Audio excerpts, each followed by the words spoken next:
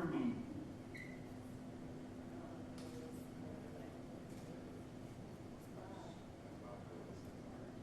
Oh, that's your expert?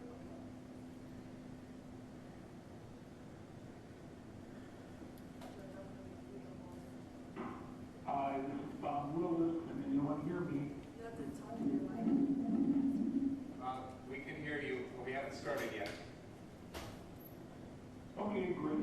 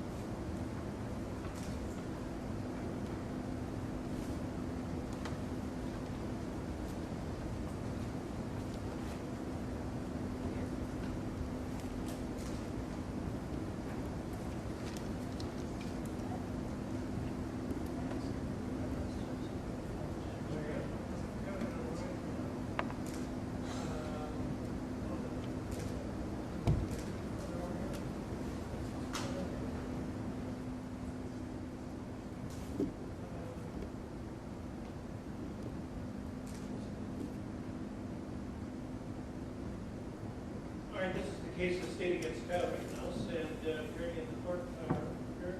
The state appears by Assistant District Attorneys Thomas Dinger and James Krause. Good morning, Your Honor. Attorney Mark Richards, along with Natalie Wistow, appearing Kyle Rittenhouse in person in the courtroom. All right, and it's here today for some continued hearings in the Daughter hearing, and review the report of Dr. Black. And then the weekend, I have been checking periodically for a report by Mr. Willis, and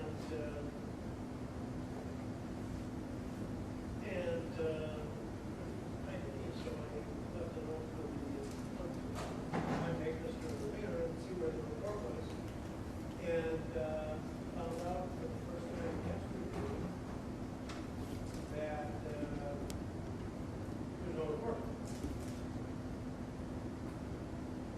You want to comment on that? Your Honor, as I indicated in my email, the state's position is that the jury does not need to hear from an expert to make a decision on the issue of self-defense here. The jury instructions are quite clear that it's what a reasonable person would feel is appropriate, and I think we'll have a jury of reasonable people. There is no scientific, technical, or other specialized knowledge that will assist the jury in making that determination. So it was not our intent to have an expert on the issue of self-defense or use of force here. However, when the defense informed us that they were retaining Dr. Black, we responded twofold. Number one was to file a motion challenging Dr. Black, which is what led us to today's hearing. But we also retained our own expert, Bob Willis, who has spent the last couple months reviewing voluminous documents and all of the video and photos in this case. Is in the process of preparing his report. As I indicated to the court yesterday in my email, he should have it by October 18th, and we will get it to everyone at that time, assuming the court decides on the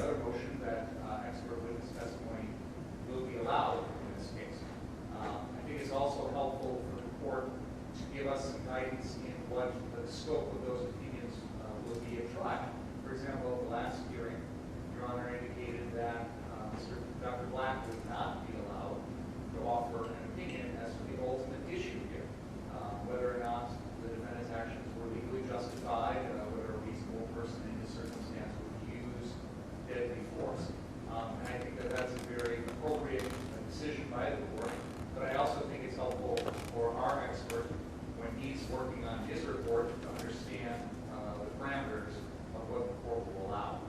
So I communicated that to Mr. Willis, and he's going to take that into account when he's making his final opinion in the case. So I think that there are a couple of issues that need to be decided before we go any further. One is the motion that I've raised, which essentially argues that this is not something that either party should have an expert witness on, because the jury is well capable of making this decision on their own. And second of all, as I said, maybe a little more guidance from the court as to the scope of the opinion that would be allowed to be offered by the experts. And as I said, I think the court has already indicated that the ultimate question is not one that the court will allow an expert opinion on. I don't know if the court intends to limit it any further than that, but certainly that sort of guidance will be helpful when we go forward.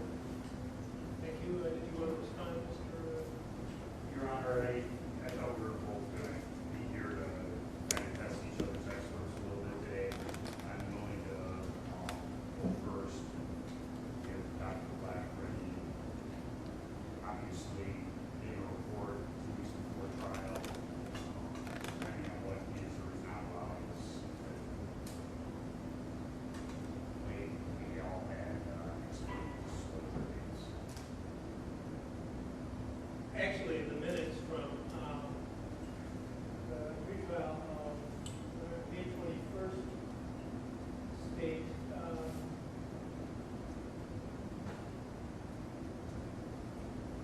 has to disclose their expert witnesses by 8/1/21. This includes filing of any expert report. What did that mean? The defense would be doing that.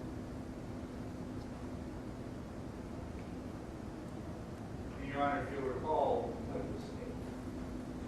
when we set these timelines, Your Honor, I did urge the court to give the parties a greater amount of time between that deadline and the trial date. I urged the court that 90 days was a very compressed time period for the state to respond to the defense expert by potentially filing a Daubert motion, retaining our own expert, etc. The court expressed confidence that we would be able to accomplish that all within that 90-day period. So that's where we're at today. Well, but if you needed 90 days to address his, how come you're turning yours in on October 18th, which is supposed to be before the trial? I understand that, Your Where Honor. did that date come from? I mean, where did that date come from? My discussion with Mr. Willis, he indicated to me that he would be able to have it done by then. If the court would like it sooner, I can urge him to get it done quicker than that. But as I said, Your Honor, I did raise this short time period with the court when the court set these deadlines. I did urge the court to give us more time to get this accomplished because I was concerned that this compressed timeline would not give us a lot of leeway to get all this done. Well, first off, on the subject of expert witness on the subjects that are discussed, I'm going to use Dr. Black's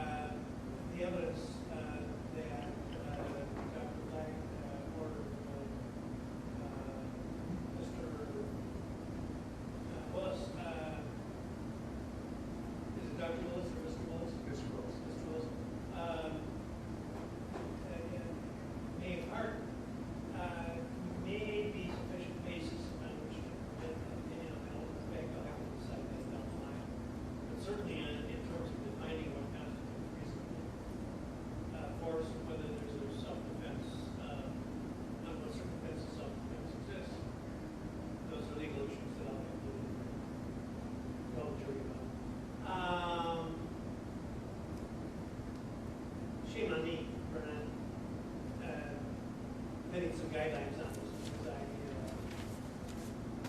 I assume that this expert report was we'll have to deal with that down the line.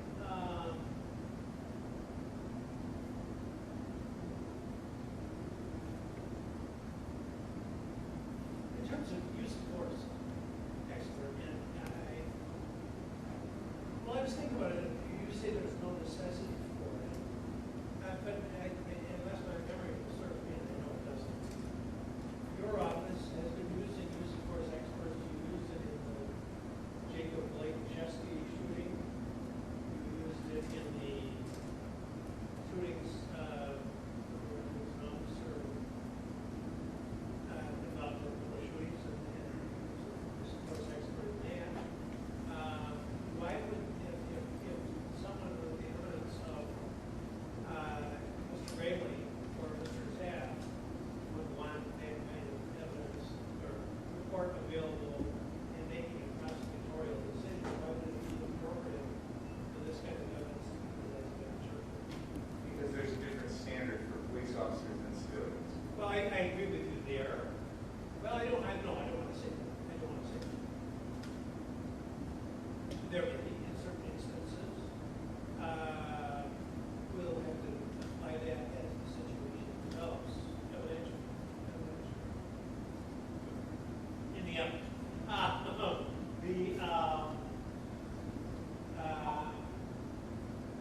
But regardless of that, I mean, there was a lot of content in Dr. Black's report that would certainly be, and he recognized that in his report would be applicable to the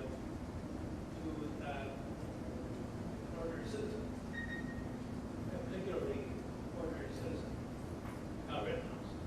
So, I think what the court is referring to is that there have been situations in which the district attorney has had to make a decision as to whether or not a police officer's use of deadly force was justified or not. That is the legal responsibility of the elected district attorney, such as Mike Gravely in the shooting of Jacob Blake by Rustin Chesky.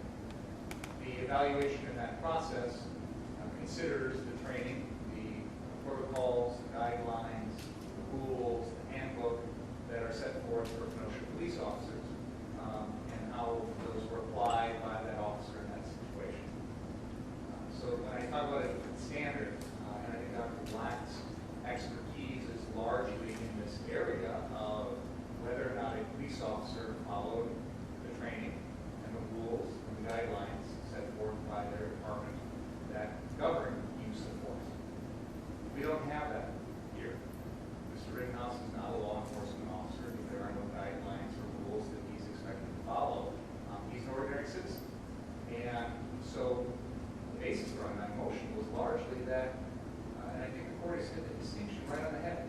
If we had a jury that needed to be educated as to what the law enforcement agency's guidelines were, what is reasonable adherence to those guidelines, what may be considered excessive or violation of those guidelines, Dr. Black would be one of those people that could tell the jury about that, at least for the law enforcement agencies he's familiar with in Oregon.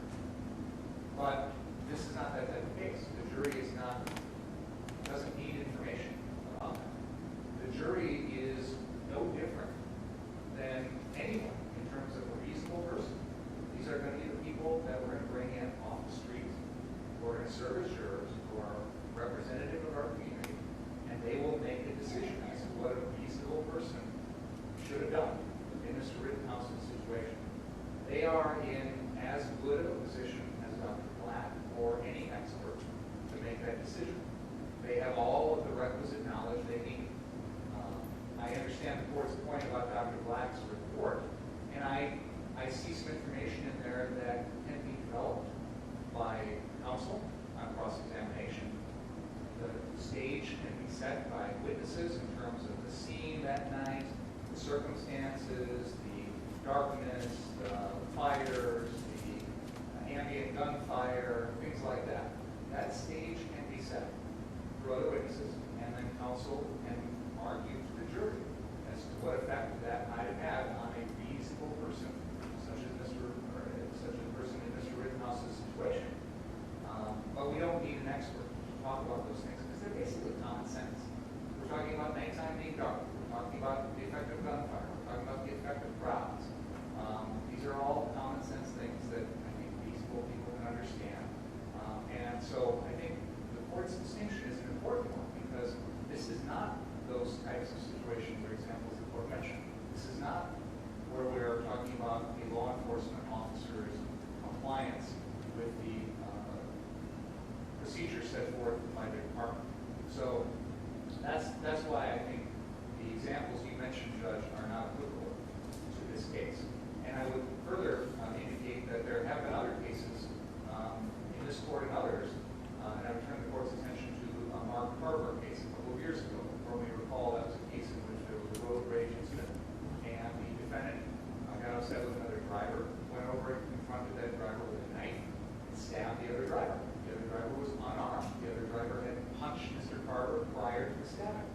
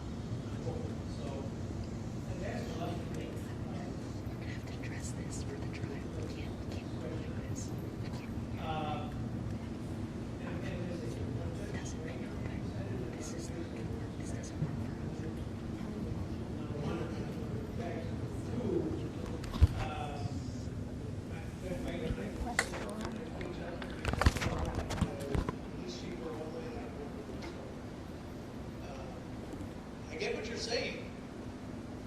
But, well, I finish up, thank you. all right, Your Honor, I wrote down, I don't have the institutional knowledge that maybe Mr. Finger has about all the Coos County cases. The one thing I wrote down is, there's no precedential value, the court said that. These, under, the expert under 90702 is going to be decided by this court, which has great discretion in what it allows and doesn't. The most recent case from the Wisconsin Supreme Court, State versus Dobbs, that case was, I think, different than this case because the expert didn't apply the facts of the case, just let him on to testify and was excluded on those grounds. The standard is very low. Will it aid the trier of fact in the determinations they're making? And I believe that Dr. Black is qualified. We can put on that offer. We have his CV, his report, and the facts that we wish to elicit regarding it. I believe that under the circumstances of this case, it would have a great aid to the trier of fact. The state is ready to rebut or attempt to rebut whatever Dr. Black says with their expert who was recently named. But when Dr. Black testifies, he will testify that he did this evaluation not from a law enforcement standpoint, but the citizen standpoint. And that was one thing when I engaged him. I didn't want a bunch of law enforcement mumbo jumbo. I wanted things to look at the eyes of a 17-year-old in a very chaotic evening on August 25th in Kenosha, and that's what I think he can bring to bear in this case. thank you. All right, well, I am going to open the door to the testimony of Mr. Black, or Dr. Black rather, after I hear presentation by the state, and then also to that of Mr. Willis when I have more information about that, and we'll see what can come in and what can't. So that's one issue. There was an issue you raised in an email yesterday about microphones on the table, and I will tell you that I believe that the media, I know that the media has been told they have to get their audio feed from the audio system here in the court. Does that make sense to you guys? Okay. So no additional microphones will be permitted anywhere in the courtroom. If anybody's taking videos out there or recording, that's not permitted under the court rules. So please, you must refrain from doing that, other than the 3 cameras here and the 2 stills over there. And there actually are a variety of good reasons for the rule, which I'm not going to get into. You had also had you had an issue about witness anonymity. Well, actually, beyond that,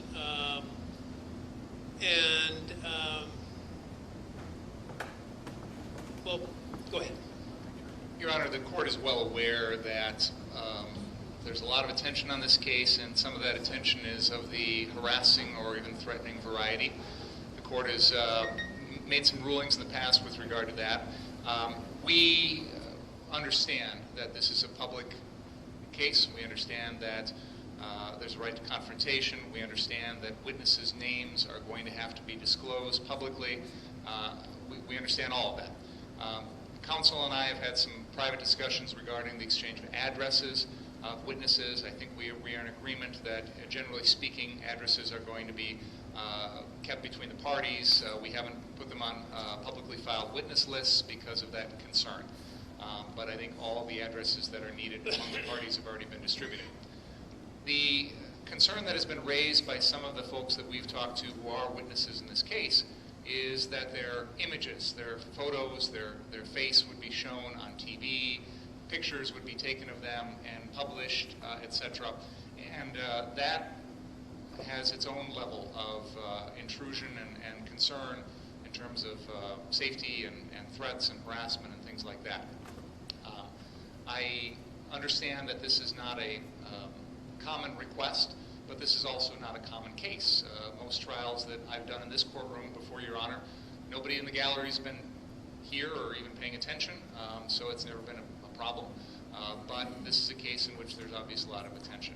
So on behalf of some of the witnesses that I've talked to, I informed them that I would raise this issue with the court, that I would express that concern, and I would see if there's a way that with certain folks we can place a limit on photographs or video taken, or somehow arrange it so that their images are not shown publicly to the outside world. I understand folks sitting in the gallery will see them. That's something we can't control. But being broadcast over TV or video or published in the paper, things like that, there may be a couple of witnesses that are very uncomfortable with that, and I wanted to raise it with the court on their behalf. And obviously the concern I have is for their safety, and I just don't want to put anybody at risk. So I want to raise that for discussion with the court. Mr. Richards. Your Honor, I don't have a position really one way or the other. The media is trying to do its job. I just want the people to be here to testify so my client can get a fair trial. I'm always afraid when people talk about amorphous threats and things like that. You know, I don't know who Mr. Binger's talking to or who's making these requests. I know that many of the people who are listed as witnesses have incredible social media presence that they put out there and put themselves out there as a witness. One of the individuals, I won't name him because of what we're dealing with here in the court, you know, he announced he'd been served with a subpoena, was looking forward to testifying and other things. He put that out under one of his names. You know, we're monitoring social media. And so I don't know where these threats are coming from. I don't know who's receiving them. So I really don't know how to respond. I just want to have a trial. I don't want people to be masked, you know, or covered up. What the court rules in regards to the media, that's above my pay grade. Thanks. I would tell you that to the extent that I have any authority over this at all, and I'm not sure how much I would have, that would be very case specific. It would have to be witness specific, a particular person, and the level of discomfort that the witness may have is, if it's relevant at all, it is only marginally relevant, because that's not the test. If there's a legitimate security issue, that may require some degree of scrutiny, and I have, in my experience has been, and although this case is probably the most publicized case I've ever had, I'm not at all clear that it's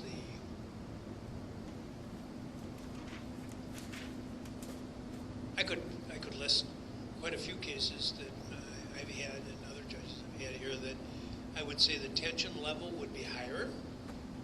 This case happened to get into a political, we've talked about it before, and it got hyped up. I'm not trying to minimize it's the importance of the case, and certainly it's definitely important to all the people involved. But in terms of the degree of attention it's gotten, I do think that some of that is due to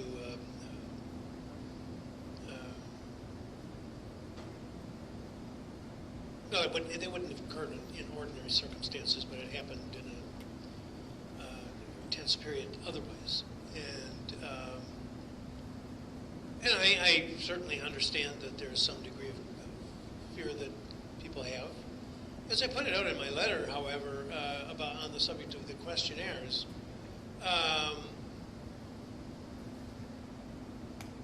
from my estimation, based upon my years in the courts, and I think many of my colleagues would agree with me, there are other cases that come in here where there's much more reason for concern, particularly for people who are residents of a neighborhood where most of the witnesses may come from, that is under control of various criminal elements. Not control is the wrong word, at least in Kenosha.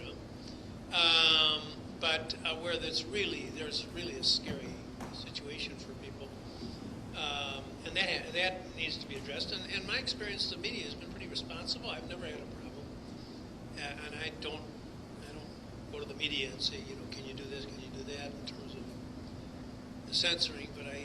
But generally discussing some of the issues that you are mentioning. I have experienced great cooperation over the years. So I'm certainly not going to make any overture to anybody about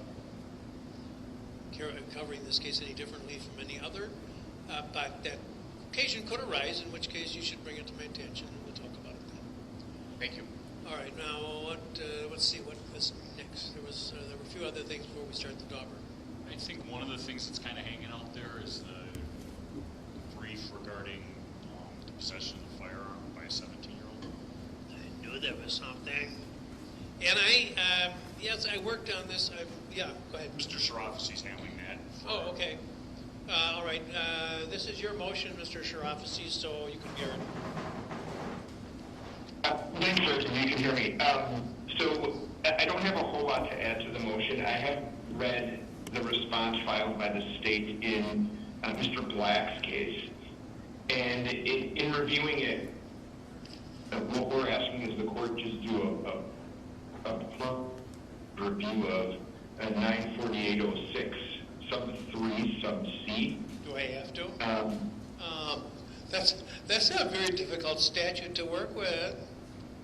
It is. However, I think it's easy to cut through this portion of it. The first part applies to people who are armed with a short-barreled rifle or shotgun. I don't think anybody's making that allegation.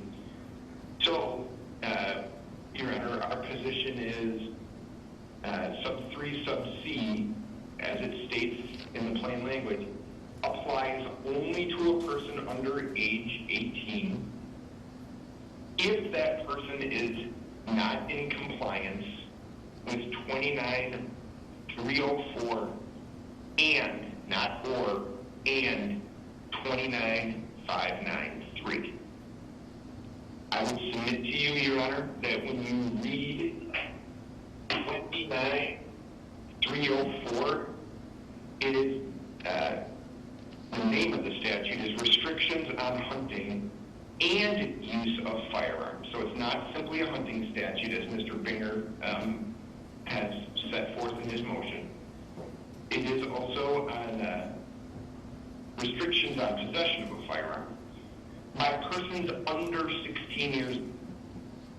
By definition, Mr. Rittenhouse at the time does not qualify under that statute. The statute does not apply to him. He was 17 at the time. And sub A of each portion of that subsection, so for example, 29304 1A is a prohibition on hunting. He's right on that.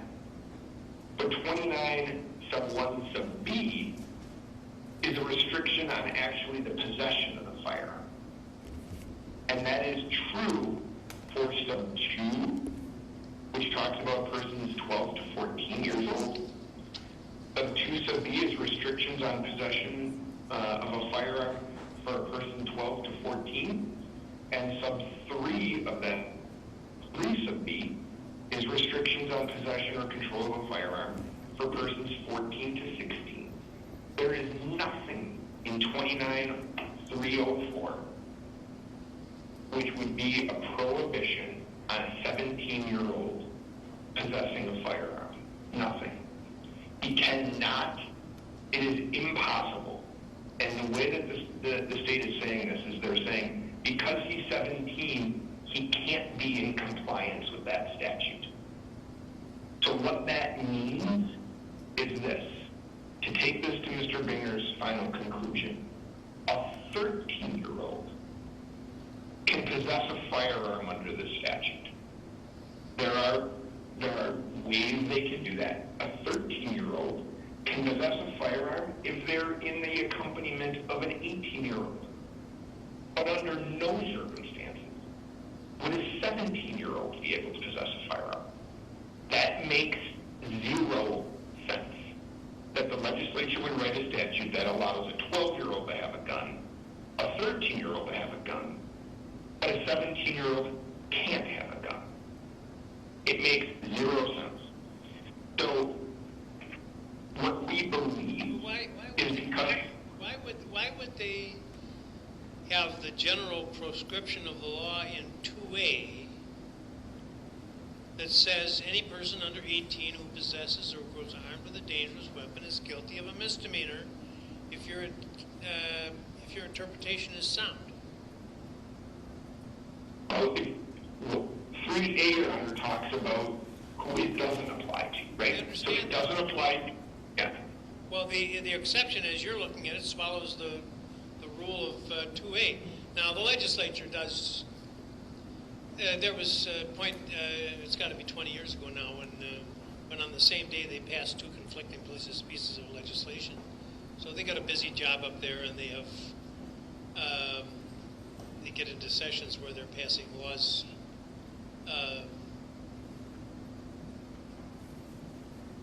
Speaker Pelosi talked about, well, we'll read it, and this is Congress, of course, but we'll read it after we pass it. And that seems to be sometimes the attitude when you've got two conflicting statutes passed on the same day.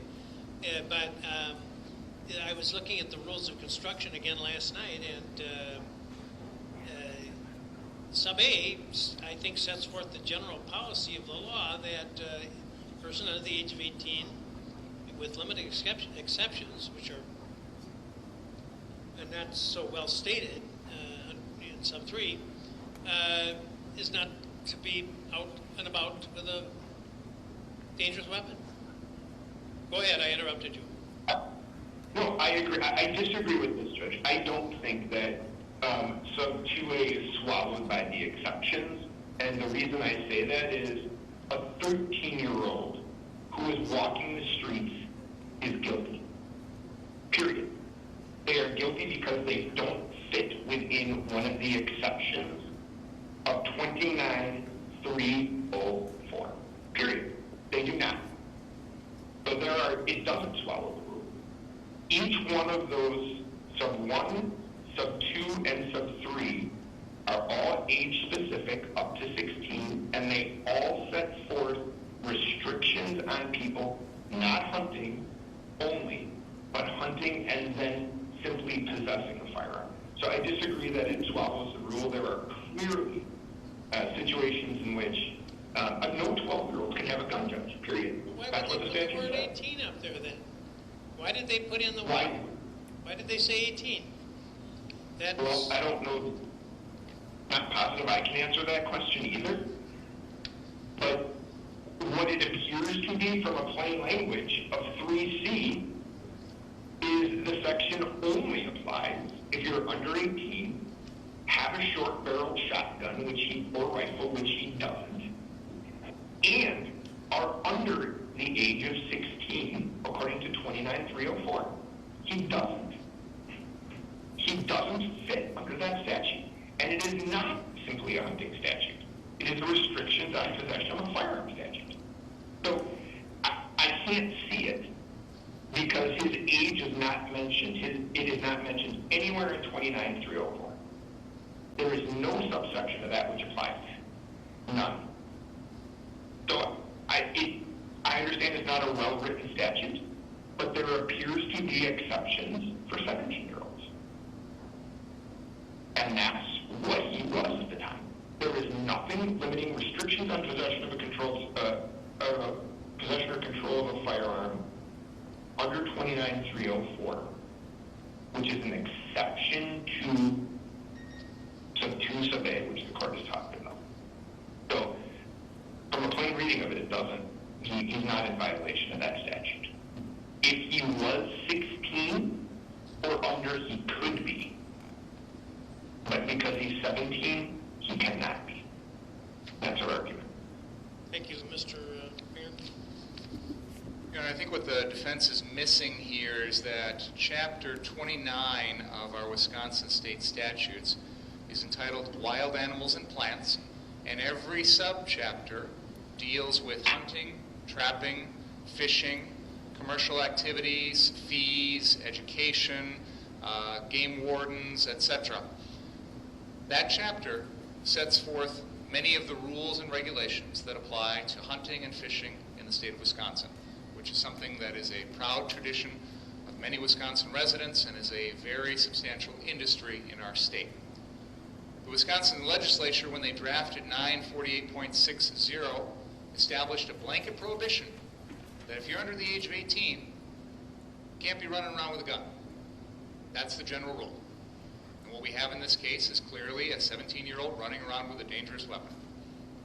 This case is a perfect example of why we don't want that happening, because 2 people died. Now, in recognition of our strong industry of hunting and fishing and trapping, etc., there were some exceptions carved out. And those exceptions are set forth under sub 3A, B, and C. I think those should be construed narrowly. I think the court is right that those exceptions are not intended to swallow the rule.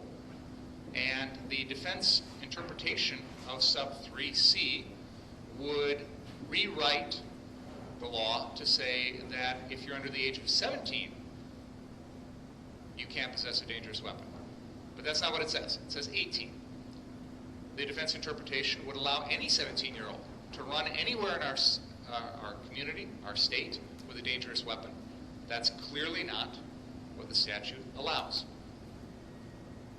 Counsel says the defendant can't comply with 29.304. Well, none of us in the room can. It doesn't apply to us. So he's not violating it. He is in compliance with it. It doesn't apply to him. However, 29.593 does. 29.593 sets forth requirements for a certificate to be allowed to hunt. Now, at trial, the state will put forth evidence that the defendant was 17 on August 25th, 2020 and had a dangerous weapon.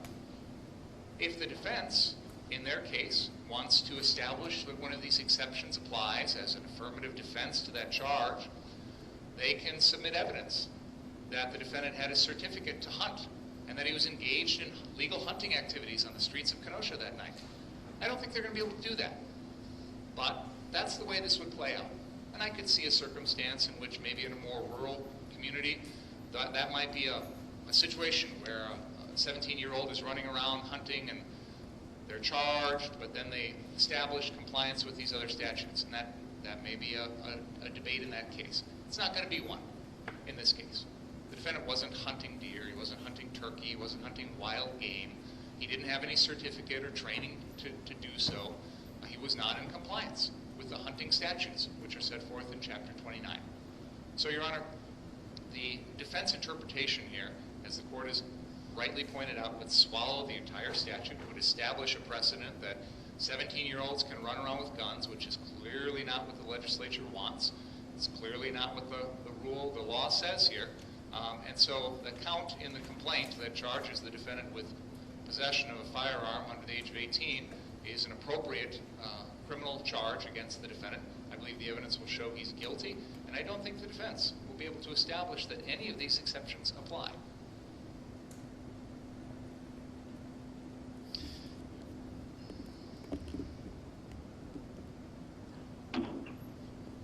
Well, this would not be, if the purpose of the legislation was to neuter the statute itself, it wouldn't be the first time the legislature did that either. They sometimes do pass exceptions that swallow the rule for whatever reason, either by design or by oversight. And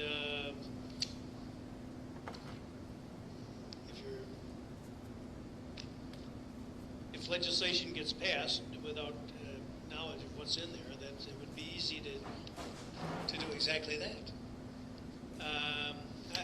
I'm going to deny the motion for now, but that's no guarantee I won't re-examine this. I just don't feel comfortable. It's a penal statute, and to hold people accountable for laws that, well, the basic rule, and there's plenty of interpretation on it, but the basic concept of the rule is that it has to be clear to ordinary people. And if you've got, judges spending hours here and hours or more at an appellate level trying to figure out exactly what the statute says, I mean, how does that serve the people? So I'm going to deny the motion subject to reconsideration. Without motion, I want to give more study to this. And believe me, it's not because I haven't looked at it extensively at this point. All right. Would the court accept, we have some legislative history that I think it either makes it better or makes it worse. Would the court be interested in looking at that? I have looked at some, but if you've got something that perhaps I haven't seen, whatever. I didn't want to get too far into it. Yeah, no. We will provide it. And I'll obviously copy the state house. All right, but for now it's tonight. Understood. All right, now do we have anything else besides the Dupper? I don't think so. All right, so go ahead, Mr. Richards. Go ahead. Attorney Richards would call John Black. He's appearing remotely. All right, Dr. Black, would you raise your right hand, please? You solemnly swear the testimony you're about to give in this matter will be the truth, the whole truth, and nothing but the truth, so help you God. I do. Thank you. Go ahead. Does he go on the television? It should be on there if you turn it on. I think. They didn't, you don't know what?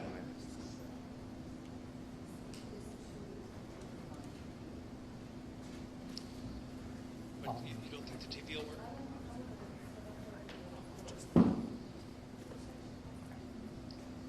What do you want for $50,000? I mean, come on.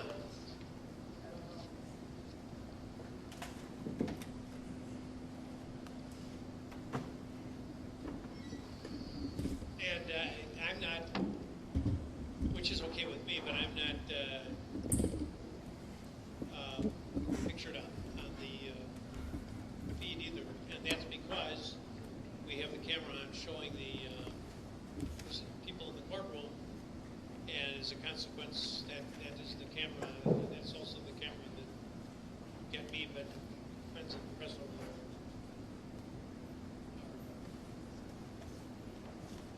Providing that.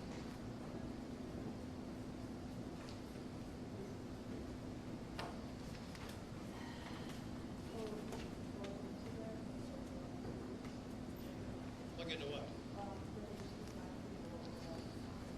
I have an HDMI. The HDMI is in there. So you just have to turn it on. Because I'm